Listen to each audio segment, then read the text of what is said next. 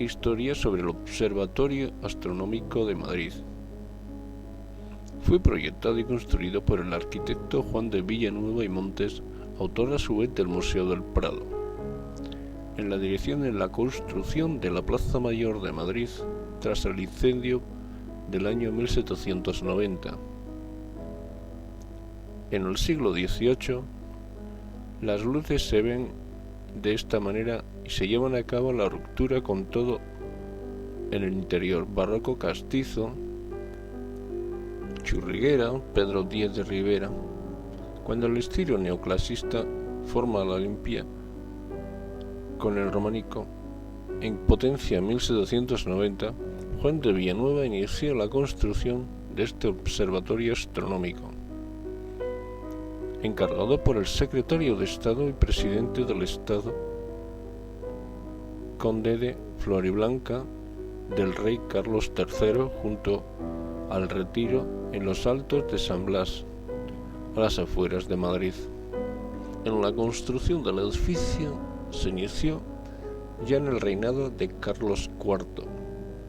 Para el proyecto del observatorio, Juan de Villanueva se inspiró en las ruinas del templo de Vesta en Tívoli, cuando visitó de joven en 1761, mientras estuvo impresionado por la Real Academia de Bellas Artes de San Fernando.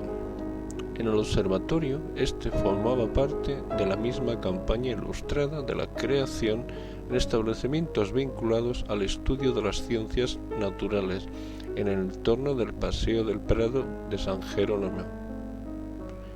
El reinado apostaba por los conocimientos de la ciencia y por ello se proyectó en la Colina de las Ciencias, compuestos por el Museo Hispano Historia Natural. Hay hoy en día una pinacoteca del Prado en el Observatorio Astronómico y en el Jardín Botánico, iniciado por Sabatini y terminado extrañamente por Juan de Villanueva. Este es el mejor representante de España del neoclasicismo, que mantiene ciertas distancias con Sabatini, arquitecto de la Casa Real, aunque le encargaban los mejores proyectos como la Puerta de Alcalá. Ambos tienen semejanzas con estilos muy parecidos. A estos le respondían las normas de la época. El edificio concibe con templo de la razón y de la ciencia. La Colina de las Ciencias se construye al observatorio astronómico como ese templo de las ciencias, con un atrio con columnas corintias coronadas tras un antetecho con 4 torrecillas y supercoronado por una gran cúpula. Todo ello da un aspecto parecido al de Cabo de Kennedy. A ser de esa época, las bóvedas están forradas con cañizo y luego cubiertas con yeso, formadas estas en la época para dar al edificio que han ido siendo pasto de las llamas. En la época del conde Floridablanca, el destituido y reemplazado primero de Aranda y pocos meses por Godoy, hacía pocos años en que España perdía la guerra de Trafalgar contra los franceses y ahora en esta se defendía de la invasión de la Guerra de la Independencia. El edificio del observatorio, un edificio bello que durante la Guerra de la Independencia es utilizado como polvorín. Las penurias de la guerra provocan una crisis en la población madrileña, donde la hambruna hizo estragos. Con ello, el propio Juan de Villanueva y su familia se vieron condenados a vivir en la pobreza en el año 1811, cuando Juan de Villanueva moriría y que nunca llegaría a haber terminado su edificio, así como el Museo del Prado y la Puerta del Real Jardín Botánico, también proyectados por él mismo. Para colocar el telescopio se le encarga el telescopio a un astrónomo, William Herschel, en el que lleva 60 centímetros de diámetro en su cavidad telescópica. La falta de dirección astronómica en el país supone la preparación del personal que se realiza en diversos países extranjeros. En la guerra contra Francia, en lo que hace dispensar al personal que se destruyan los libros de documentación desarrolladas y en los equipos que se inician las actividades en el observatorio. Por el año 1845, en la construcción del edificio se completa al año siguiente, en 1854, bajo la dirección de Antonio Aguilar. Tras la Guerra Civil, el observatorio conoce una nueva de las etapas de modernización y expansión de la década de los 1970. Entonces es cuando se crean centros astronómicos de Lleves en la provincia de Guadalajara y en las estaciones del observatorio de Calar Alto en Almería, prácticamente desconocido por madrileños y foráneos. Es necesario solicitar la visita por escrito cuando luce el sol, o se puede admirar allí el péndulo focal. En ocasiones se puede organizar en algunas exposiciones temporales y entre sus fondos las grandes colecciones útiles relacionadas con la astronomía, telescopios, astrolabios, entre otros para aficionados a la astronomía.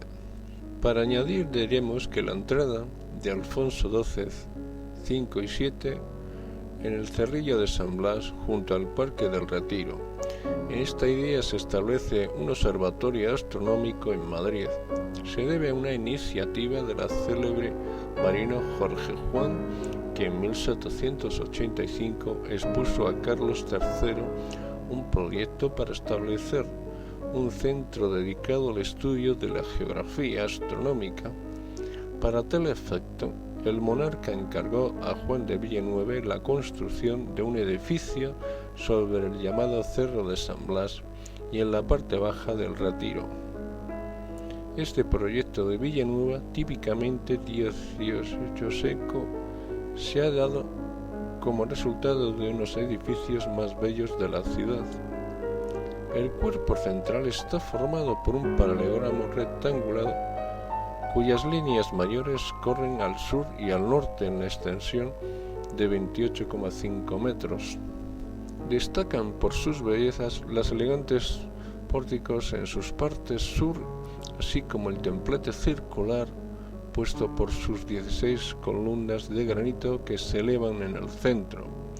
Las obras comenzaron en 1790 con la colocación de la primera piedra por el rey Carlos IV, se prolongaron hasta 1847, entre otras cosas porque durante la invasión francesa, cuando el edificio estaba casi terminado, quedó totalmente destruido, incluido el telescopio de Herschel y sus 25 pies. Por tanto, tras la guerra, tuvo que ser restaurado profundamente, interviniendo entre otros el arquitecto Narciso Pascual y Colomer. Y en 1854 se arregló la organización de los establecimientos y en 1858 se reunieron bajo la sola dirección de las dos secciones de astronomía y meteorología, construyéndose además un nuevo edificio que alojaría en sus torres la Gran Ecuatorial. En 1904 dejó de depender de la corona para pasar entonces al Instituto Geográfico y Estadístico. Desde la década de los años 1970 forma parte del Observatorio Astronómico Nacional, una institución que además del Observatorio de Madrid comprende además el Centro Astronómico de Lleves de Guadalajara y de la Estación de Observación de Calar Alto en Almería, todas ellas dependientes hoy del Instituto Geográfico Nacional, encuadrados en el Ministerio de Fomento. Y en buena parte diríamos que esto ha sido un poquito sobre la historia del Observatorio Astronómico de Madrid.